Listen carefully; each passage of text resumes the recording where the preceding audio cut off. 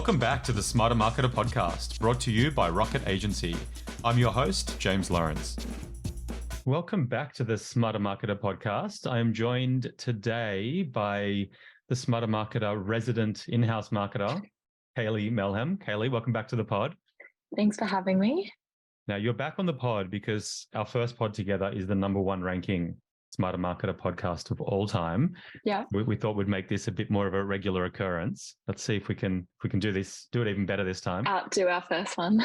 100%. So the reason this podcast came about is that we're having a really good and in-depth discussion in the office last week. And it was all around basically, is Google on the decline in Australia, which seems like a pretty kind of controversial viewpoint, but probably for the first time in 20 years, it's a question that we probably need to ask. And I think as marketers out there, I think I do want to know where the platforms sit. And we've kind of got obviously the huge step change of ChatGPT that we've seen since the back end of last year. We've got the absolute rise of Amazon, which is kind of no doubt about that. Something which I think is has snuck up on the community is the rise of search in social and users bypassing search engines altogether and using social media as the way that they actually search for products and services. So we had a really good, interesting discussion with a bunch of the team. Someone said, hey, this should be a podcast. So we've done a little bit more kind of digging around to get some meat on the bone. So Kaylee, I'm going to throw it over to you to put me, in the hot seat, but let's make this a discussion as well. Yeah, awesome. I think the first place to start really is the history of Google, kind of from its inception in Australia to where it is now. Yeah, we'll do this super briefly, but this probably shows my age a little bit. When I was at university, I was running like an internet marketing consultancy, and it might sound unbelievable, but at the time, Google wasn't the kind of preeminent search engine in Australia. We were kind of doing very, very, very rudimentary SEO campaigns and some very different pay-per-click campaigns at the time. Like Google was in the mix for sure, but there was LookSmart, which was a big Australian search engine at the time. Microsoft has always kind of dabbled in the space with having search engines. There was Ask Jeeves and a whole bunch of other ones. And basically Google took over kind of the dominance of search in Australia as it kind of has throughout the English-speaking world. I think the stat on Google is that it has higher penetration in Australia than it does in any other market around the world. And we've kind of seen over that period the rise of Google search. We've seen advertising plowing into the Google AdWords as it was then, into the Google Ads as it is now, moving away from yellow pages, moving away from TV.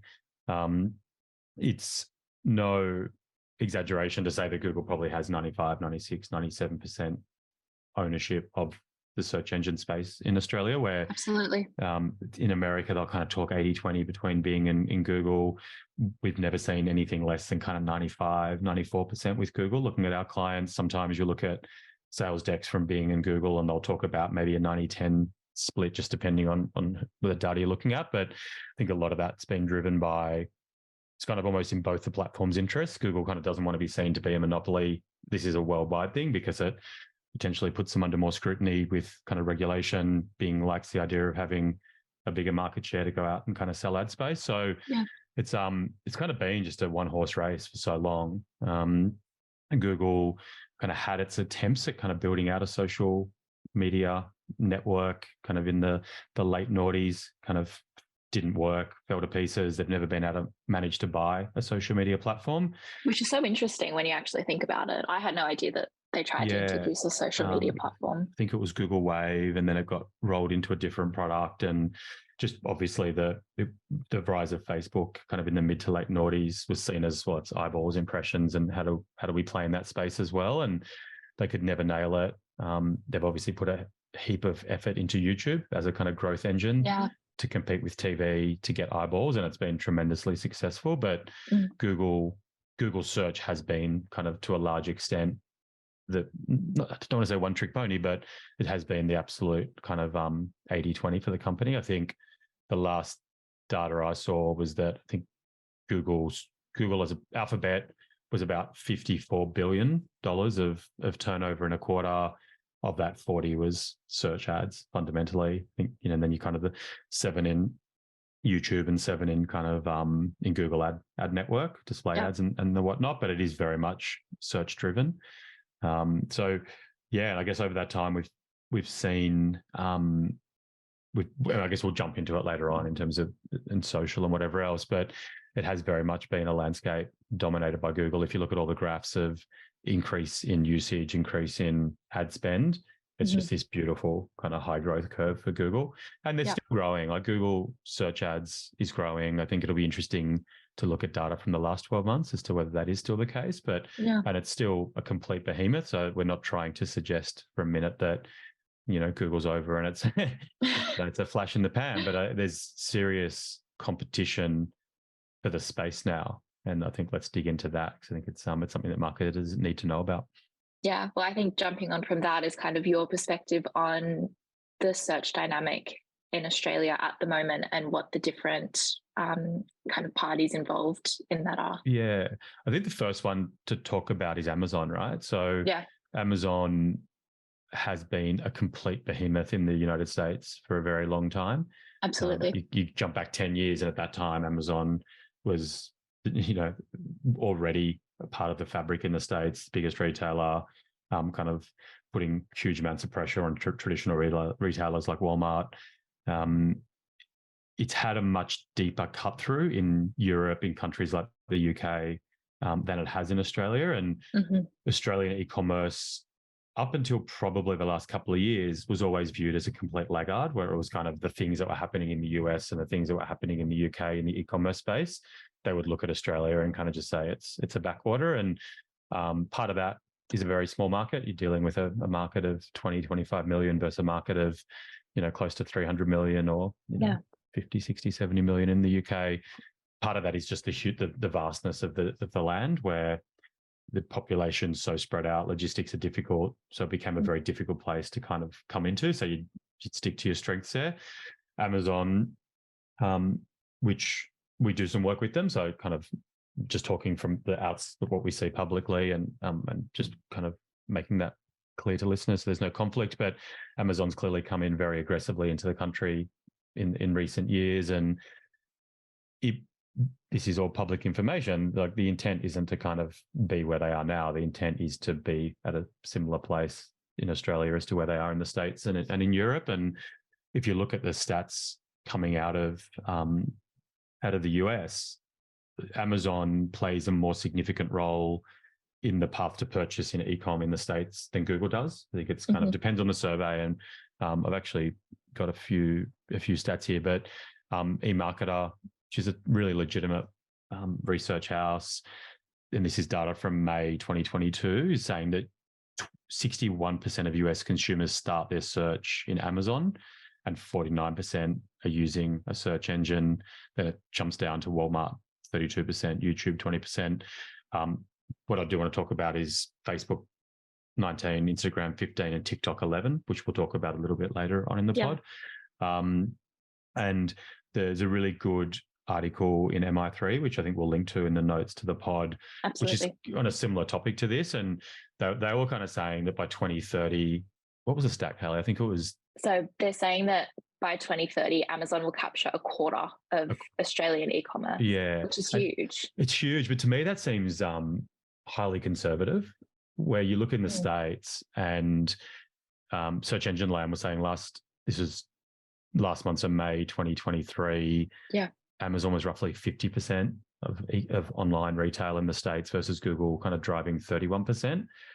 I just don't think that we get to 2030 and Amazon sitting at 25%. I just see it playing a much more significant role like that. So if you're selling a product, if you're not kind of using Amazon at the moment, you're going to have to be basically within 2, 3, 4, 5 years. So I think it's consumer behavior will change, and and we're talking before recording, and it's a sample of one, right? But it's essentially how I do pretty much all of my online shopping now is through Amazon. You don't, which is interesting, but that's just preference. And the stats don't lie internationally, and I suspect they won't lie locally. And with Amazon, you have all those big studies in the States talk about not only the numbers there, but you've also just got trust. You've got Yeah, intent. absolutely. So it's a bit different. It's a more contained ecosystem. So being there as a seller, you kind of have the credibility around trust, delivery, logistics, which can sometimes not be there if you're kind of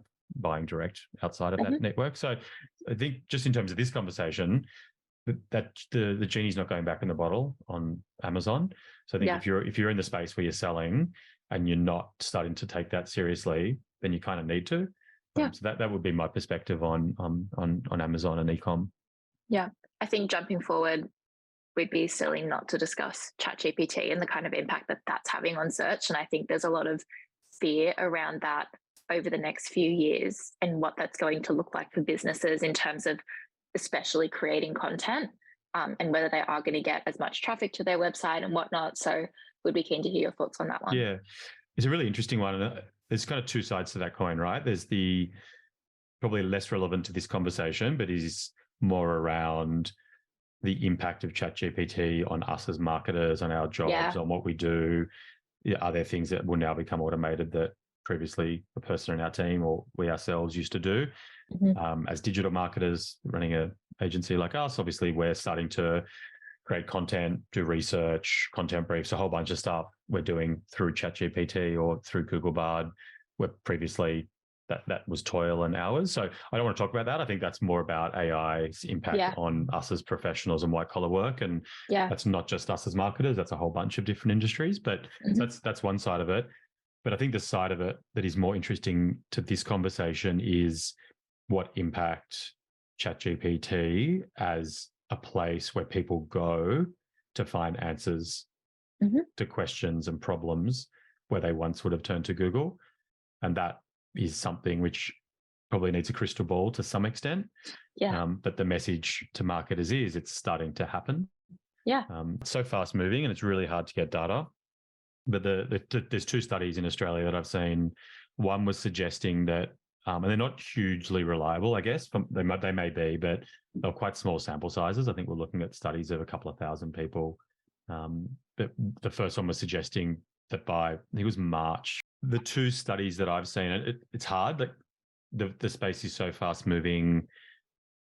The studies themselves weren't huge. They were kind of, I think one of them was a couple of thousand respondents and one of them maybe just a little bit bigger than that. But One Through Finder was saying that 3 million Australians were using ChatGPT as of March 2023. The next one I saw, I think it might have been in Media Week. Maybe we'll put that into the notes of the pod, suggesting that 25% of adults are using ChatGPT. And just in terms of, obviously that could be being for research and a whole bunch of different tasks, but and the other one was saying 25% of adults. And so it's a huge volume of users that some of them may have been running admin tasks and helping them do their job, whatever else. But I think it's safe to say that a good chunk of those users would now be using ChatGPT to find the answers to questions that they once turned to Google for. So I think it's I think almost useless to try to predict what happens in that space. We've got Google has rolled out Bard, which is the equivalent to ChatGPT's product. We've got Google at the moment in beta in the States with Google SGE, which essentially is Google's equivalent to what the ChatGPT Microsoft Bing integration has been in the States.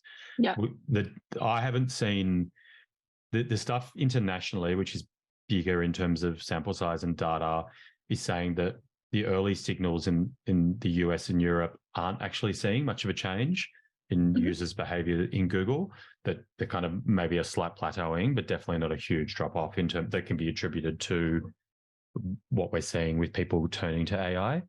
And I think kind of food for thought, but something that I found really interesting, and this is popping up so much on TikTok and Instagram for me, is the way that people are using ChatGPT now and turning their answers into specialists. So you can actually go in and code it and say, act as an IT specialist or act as a travel agent who is specialized in this particular area.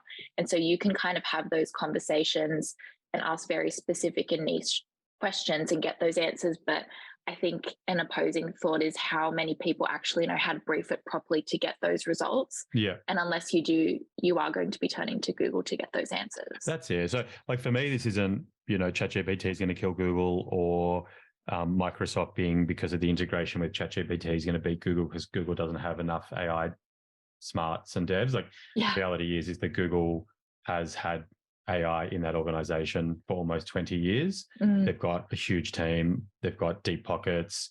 It is a war. It is a battle. It is happening. I suspect that given Google's ability, kind of it's proven over the last 20 years that it has the smarts to move products in a way that people want to use them. So I don't want to be unnecessarily controversial on this, but I think what we don't know as marketers is what impact of this. And my personal opinion is that this will transform voice search. I think with voice search, similar to the smartphone, where for probably 5-6 years before the iPhone, people tried, never worked. It was always, it will happen. And then finally Apple nailed it. Similar thing with voice search. I think, next year will be the year of voice search has kind of been the thing that's been said for the last 10 years, and it never really has been. I think we'll find that AI virtual assistants, it will transform the way that we interact with technology to get answers to questions. So for me, it's more of a watch this space, but it is so fast moving that if things move in a particular direction, we have to, as marketers, realize that the way that potentially our customers or prospective customers went about their research journey to find someone like us, it's going to be very, very different. So I'd be very cautious of that, and definitely trying to educate stakeholders, C-suite, that we're not yet seeing a transformation with the way that users are searching for someone like us, but we're keeping an eye on it. And I suspect it'll hit different sectors differently, right? Yeah. And I remember reading an article, for the life of me, I can't remember what it was, but it was kind of saying that with every big technological advancement, things move slowly and then all at once. And I think we're kind of in that slowly stage. So it'll be interesting to see what happens when it hits all at once. 100%. But the idea that it's not going to impact things is really much fanciful now. So I think it's if you're not kind of on board with it being the direction things are going, you probably need to be. Yeah. I mean, when you speak of certain industries, I'm a member of Gen Z, and I completely bypass Google when it comes to things like searching for restaurants, searching for things to do in the Blue Mountains, things to do in Sydney. Yeah. I turn straight to TikTok, straight to Instagram. Like, that's the first place that I go. I don't even consider Google for things like that. And I think that social is playing such a huge role, especially in Gen Z, but throughout all kind of demographics and searches. So keen to hear your thoughts on social and TikTok and everything. I actually think this is the big one. I think this is the one that like Amazon will continue to grow. If you're an online retailer working in e-commerce, I think you know that, and you probably you'll steep up, you'll move a bit of focus there as buyer behavior changes. The AI impact is one that we don't really know, and it could be a flash in the pan, and Google will integrate it so well into all its product stack that we're still using Google, just in a slightly different way. Yeah. The social one is not the case. So I think it's really interesting where Google became the dominant player in digital. Facebook kind of had that period from, probably the late noughties into the mid 2010s, snapped up Instagram. Social at the time was social. It was very much kids connecting with friends, family, their mum and dad got on it. And then it became a way of staying in contact with friends and family overseas. We would like and engage with brands. Probably was stronger on the publisher side, where then we started to use it as our source of news. Still very much social though. It was socially led. We'd see things from our connections. We then started to advertise as marketers. We're like, well, there's eyeballs there. We can do this great targeting. Let's get some ads in there. Instagram kind of took off, more visual, probably lent to a slightly different demographic, slightly different type of brand, consumer engagement, more visual type thing. Yeah. Lots of eyeballs, but there was kind of almost this nice relationship between, Google for search, social as a way of keeping in contact with friends, don't mind getting advertised to. Yeah. And that was kind of where things are at. What we're seeing now is very different to that. 100%. It started with Snapchat. Snapchat probably isn't the growth engine that it kind of appeared it would be. But you look at TikTok now, and it's a step change. It's a step change in terms of how it presents itself and how users engage with it. We had TikTok come out and present to Rocket. And they were unashamedly, they said, we're not a social media network. It's just not what we are. They say we're an entertainment platform, and it's what they are. And the algorithm is so compelling. It's so powerful in serving up content that we as users are interested in. The time spent in platform is staggering. Like the numbers that they presented to us, I think it was 110 minutes per day average user would stay in platform. In TikTok, the numbers in YouTube, I think, were around 67 minutes, around the hour mark. So not quite double, but a lot more. And then Facebook and Instagram, much less than that in terms of time spent in platform. You then kind of couple that with the fact that it is huge in terms of Gen Z and that younger demographic. But the numbers that came out last month were, I think it was around 6 million Australians are now on TikTok, which is just a huge stat, right? In terms of growth in a really short space of time. And the why that matters for us as marketers is that the pattern has changed, where in TikTok, we're not really as interested in the content we're getting from friends and likes and people on holidays and baby photos. We're getting served up content, but we're also now starting to search for content through the platform.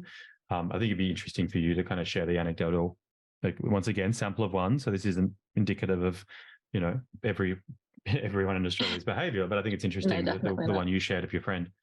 Yes, I had a friend that just came back from Europe, and her exact words were, TikTok was our Google.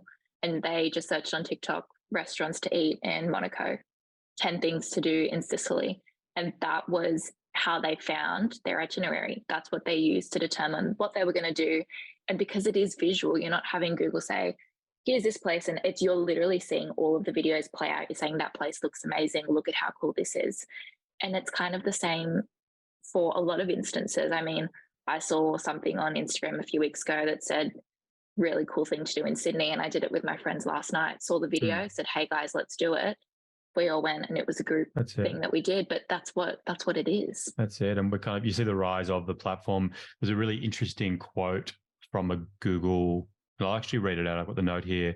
So Prabhakar Raghavan, a Google senior vice president, said at a technology conference in July, I think this would have been last July, 40% of Gen Z prefer searching on TikTok or Instagram over Google.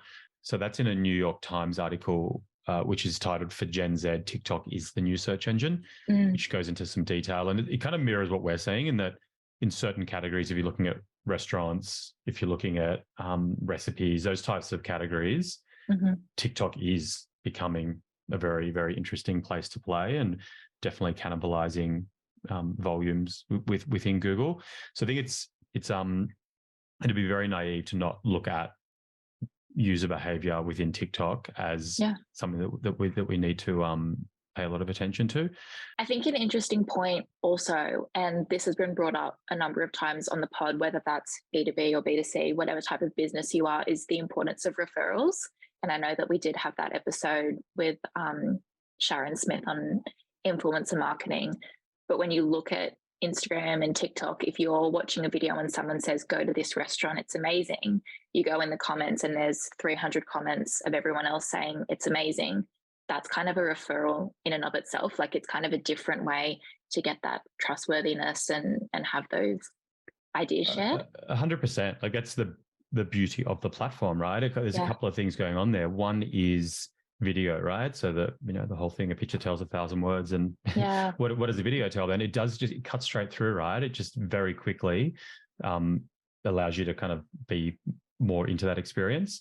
The nature of the content being created, the nature of the content that works on the platform, it's snackable, it's fast paced, it very quickly cuts to the chase, and then it contains, exactly as you said, right? It's got those social proof elements, and we're kind of seeing it, right? So there's the reality is that social search is now a phenomenon, and depending on the category you're playing in, you need to be looking at what your users are, where your potential customers are, and it's a classic of marketing, right message to the right person at the right time. But the space has changed, and like all of these platforms, it starts off with the kids, as Facebook did, as Instagram did, as Snapchat did, and it then changes, right? And it won't be long before mum is on TikTok. We'll see. We'll see if she's listening to the pod. I mean, she might already be. Well, when the TikTok rep came out and kind of discussed the demographics of people on TikTok. They said that the kind of the idea that everyone thinks that it's just young people on TikTok, and it's not the case. Like, I think there's the side of grandparent TikTok that's on there where there's grandparents sharing their tips and tricks, and that's what people are watching. So, I mean, there's different sides, but it's definitely not just 18 to 24-year-olds. 100%. I think with a lot of the discussion that we had, it's good to get clarity around, as a marketer, what can I be doing today? So there is lots of things that we know are going to be changing in the future, and lots of developments that will occur and changes to the space. But what can we be doing today? What channels or activities are valuable for us to do to get the most out of right now, but also plan ahead for the coming years? Yeah, it's a great question. And we kind of talked at the beginning of the pod about this not being deliberately controversial or deliberately inflammatory. And it's definitely don't panic. And the real, and I often push back really hard when people say SEO is dead, because I've been hearing it for the last 15 years. And if clients had done it, or if I'd believed it, they'd be in a much worse place. Like, the reality is that Google still pushes roughly half of the traffic around Australia every day into websites. Yeah. And there is still downside. In social media platforms, you're very much locked into those ecosystems. You don't get people to your website.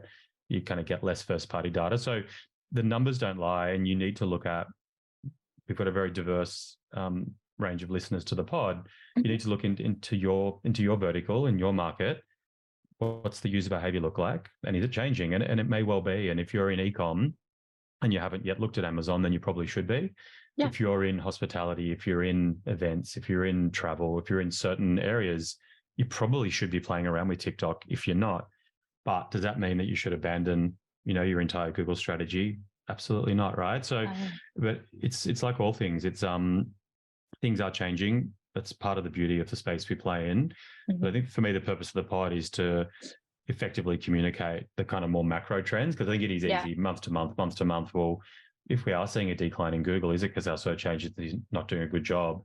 Or is it simply there's a rise in zero-click searches in our space? Or because actually users are now turning to different platforms to find answers to those questions and problems? So for me, it's very much probably just listen to, the reason for listening to the pod is to maybe just take some time to actually think about it and look into it. Like, are our best prospective customers still playing in Google? Or actually might they be looking at getting answers, through an AI platform like ChatGPT? Or are we skewing younger, and are we finding that we're getting a bit of anecdotal feedback that, our TikTok thing isn't performing, or it is? Like, that's what they're the types of questions that I'd be asking. And I'd be arming myself with information to effectively communicate this to stakeholders in my organization. Because I think you want to be ahead of the curve. Like you mentioned it earlier, which is, I don't think you want to be at the bleeding edge on a lot of this stuff. Like, sometimes there is first mover advantage, but a lot of the time there's not.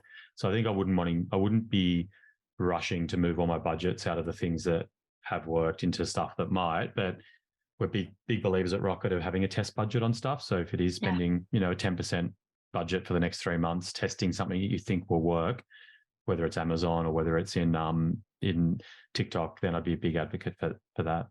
And I think it does come back to strategy and what you were saying before, reviewing your buyer personas. What's their sales journey? What touch points do they have with your brand or with products or with services that you're offering?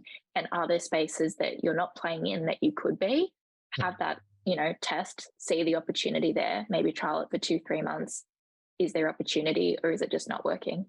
100%, and have an open mind, right? I think it's very easy to dismiss things like Snapchat and TikTok as being a kids platform, but it's just not the case anymore. And I'm glad you raised it, which is the reality that the demographic data that we last saw was, I know they're actually mentioning certain demos being the fastest growth areas within TikTok, and they weren't the young kids anymore, right? The young kids have already jumped on there, and there is this explosion of content and for much older demographics. So I think just bring an open mind to it, and definitely businesses out there that are marketing B2B through TikTok. So that'd be an interesting thing to explore. Yeah, awesome. Well, Kaylee, thanks for coming back onto the pod. We'll have to do it again sooner rather than later. Absolutely. Thanks, James. Thank you.